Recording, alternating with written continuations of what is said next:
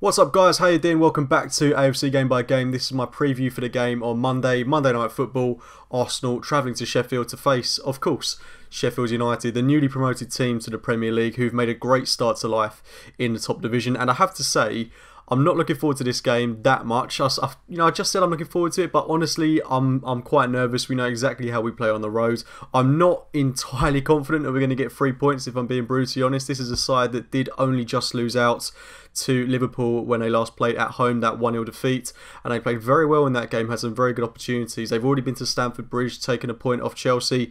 This is a team that do know how to play against the big opposition, and what I really like about this Sheffield United side is that they've kept their core values, they've kept that key demographic of their team from the Championship, they've brought them through into the Premier League, and they're still playing just as well together. And of course they've got a great manager in charge of the team as well. So they're a very well drilled side, a very well coached side, and it's going to be a very difficult game for us. They're going to be very hard to break down. Notoriously, they play in that 3-5-2 formation, and I think if we are brave and we play the way that we can do, then I think we've got every opportunity to win this game. We've certainly got the players to do it. It's just a question of how we're going to be lined up in this game, and I think Emery's got to make some really strong decisions in this match. I think one of the key things that's been letting us down this season has been the midfield, and I think it's really coming down to a point now where we've got to make a decision between Xhaka and Guendouzi, because we don't need to play them both. I know that Emery seems to have this real clear idea that he wants to play the two of them, but for me, I just don't think those two need to play. They're too similar to each other. I think you play one or the other, and at the minute you play the one who's in better form, which is of course Guendouzi, who's made a really good start to this season. And I think alongside him you've got to play someone like Lucas Torreira, who's going to be that natural defensive player, which he hasn't really been this season because he's been utilised higher up the pitch in a role where Unai Emery has seen him wanting to win the ball higher up, and you can understand that. We want to be a high pressing team, and Torreira, if he wins the ball high up the pitch, that can really reap rewards for us. But we know that his natural position is in that central defensive midfield role. He's played there for Uruguay in the international break.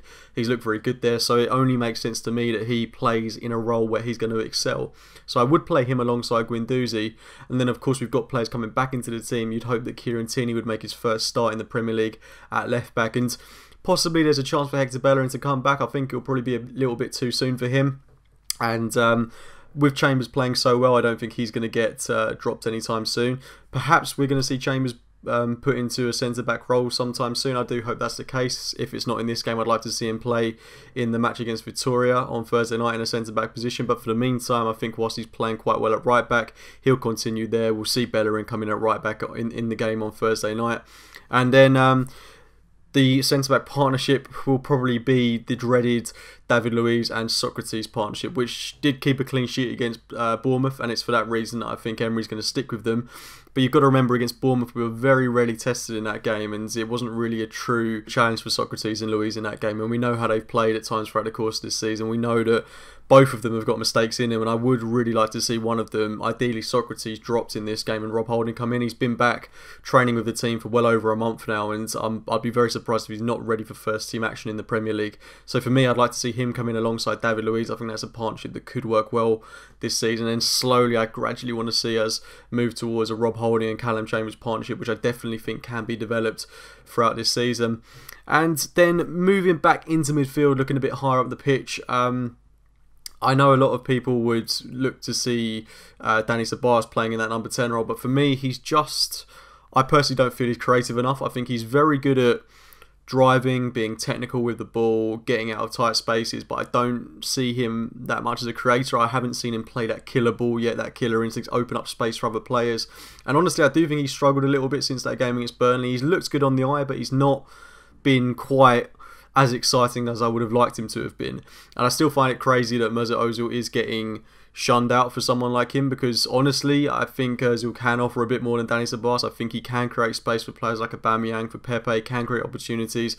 We've seen it in the games that he has played this season. He is a creator and he's naturally good at doing that. So we all know his strengths, we all know his weaknesses, but I do think Ozil is a player that I would like to see get an opportunity in this game. I don't think that will be the case, and for that reason I'd rather see not Danny Willock, but Joe Willock start in that number 10 role.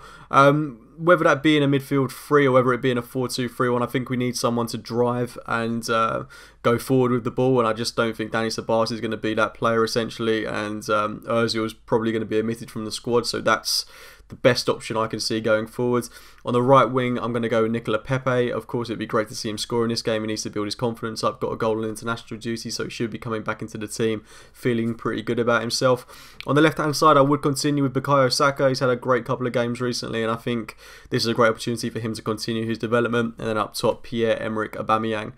We do, of course, have Lacazette coming back into the team. It's great to see. I think this game probably will come a little bit too soon for him, but I'd love to see him get about half an hour, 20 minutes in this match if at all possible. Great to have him back in the team. He's been such a massive loss to us and he's so integral to the way we play. So I'm delighted to see him coming back into the first team, but I just wouldn't risk him from the start in this game. But this is, let me stress, a massive, massive game. We've got a great opportunity to make up some ground on Tottenham, on Manchester United, who I struggled to see getting anything from Liverpool today. So great opportunity this to really cement our place that little bit higher up in the table. And with Tottenham drawing, with Chelsea getting the win, it's really important that we do win this game. So it's going to be very, very tough, and I think a large part of this game is going to be dictated by the lineup that Emery picks. But it's important that we're not defensive. We don't line up with three midfielders that are just going to kind of sit back, play it sideways. We need creators, we need protagonists in this game. We need to be brave because we have got the superior players